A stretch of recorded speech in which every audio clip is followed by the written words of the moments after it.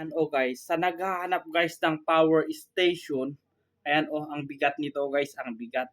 So kung ikaw guys ay naghahanap ng power station or laging brand out sa inyo guys, ito meron po tayo guys power station na pwede nating gamitin kahit brand out man or walang ilaw po sa inyo. Kasi ito guys ay pwede na tayo guys gumamit ng solar panel.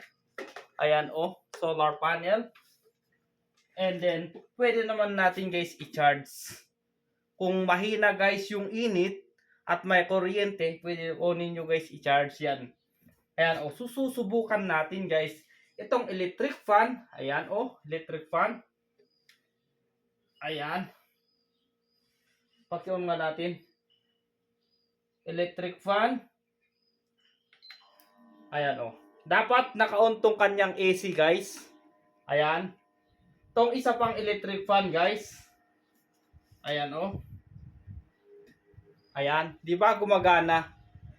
Ayan oh. So gagamit tayo guys ng cord. Ayan oh, gagamit tayo ng cord kasi siyempre alam po ninyo, kulang 'yan pag mag-charge ka pa guys ng cellphone. Ayan, so tanggalin po natin 'to. Tanggalin natin 'to. Dapat guys naka-on tong kanyang AC. Ayan oh. Para pwede ka nang mag-charge ng cellphone. Pwede mo naman i-on yung kanyang USB dito.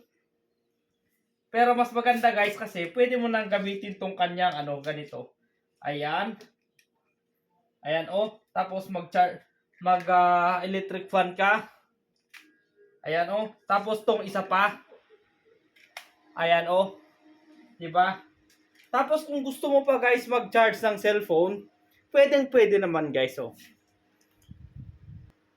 Itong cellphone na naman guys, pwede ka namang mag-charge dito or directly dito sa USB. So i-try natin dito sa kanyang saksakan guys.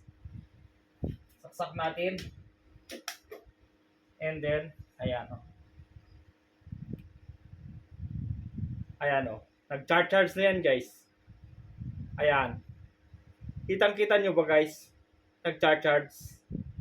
Tapos pwede naman natin guys i-direct dito. I-on mo lang tong kanyang USB dito. I-on mo lang. Ayan o, naka-on na yung kanyang USB. And then, pwede mo nang i-charge dito directly. Ayan o. Pakita ulit natin guys. Ayan, nag-charge yan guys. Ayan o, di ba? Ayan. So ano pa bang hintay po natin guys? Check out na tayo guys ng power station. Gamitin mo guys lahat yung gusto mong panggamitan nito.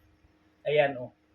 So pwede ka na mag washing machine, mag rice cooker ay pwede. Mamili ka lang dyan guys sa yellow basket kung ano guys yung check out po natin. Thank you very much and don't forget to follow and share guys. Have a blessed day.